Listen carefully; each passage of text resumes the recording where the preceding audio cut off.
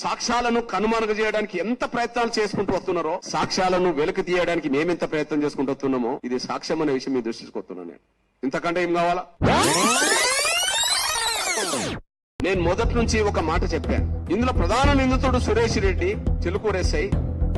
ఇక్కడ post mortem నిర్వహించింది లక్ష్మీకాంత్ రెడ్డి అని చెప్పాను. మొదటి నుంచి చెప్పాను. ఈ కర్ల రాజేష్ సికింద్రాబాద్ గాంధీ ఆసుపత్రిలో జరిగిన పోస్ట్ మార్టం నివేదికను వాళ్ళకు అనుకూలంగా మలుచుకోవడం కోసం ప్రయత్నం చేశారు. పోలీసులు మేనేజ్ చేసిందని ఎట్లా అంటున్నా, దానికే మీకు సాక్ష్యం చూపెడుతున్నా. నెల రోజులు డ్యూటీ షెడ్యూల్. నవంబర్ 1 మొదలుకొని నవంబర్ 30 వరకు ఏ డాక్టరు ఏ రోజు డ్యూటీలో ఉండాలి, పోస్ట్ మార్టం నిర్వహించకాడనే విషయంలో షెడ్యూల్ ఉన్నది. పోస్ట్ మార్టం చేసింది నవంబర్ 17. ఆ నవంబర్ 17న లక్ష్మీకాంతారెడ్డి డ్యూటీ లేదు.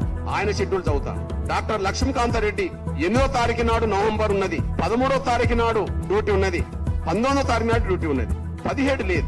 మరి డాక్టర్ లక్ష్మీకాంతారెడ్డి డ్యూటీ కాదు కదా, ఆయన ఎలా తీసుకొచ్చారు? ఆ రోజు డాక్టర్ సురాజ్.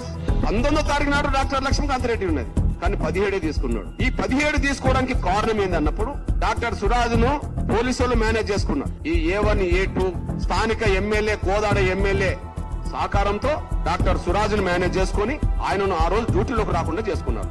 ఆ రోజు సెలవు కూడా పెట్టని డాక్టర్ సురాజ్ హెచ్ఓడికి ఒక మెసేజ్ పంపుతాడు. 16 తారీఖు నాడు సాయంత్రం 5:30కు 5:26కు ఏం పంపుతాడు? Good evening sir, please permit to avail PDO tomorrow. Doctor Lakshmikantareddy will be attending my mortuary duty tomorrow.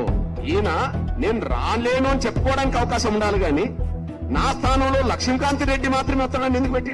17వ తారీఖు నాడు పోస్ట్ మార్టం డ్యూటీలో పాల్గొనాల్సి అయినా నేను రావట్లేదు, కానీ లక్ష్మీకాంతారెడ్డిని మాత్రమే తీసుకోండి అని చెప్పడం జరిగింది. పోలీసు వాళ్ళే డ్యూటీ మార్పించుకున్నారు, పోలీసు వాళ్ళే పోస్ట్ మార్టం చేయించారు, వాళ్ళు రిపోర్ట్ అనుకూలంగా తెప్పించుకుంటారు.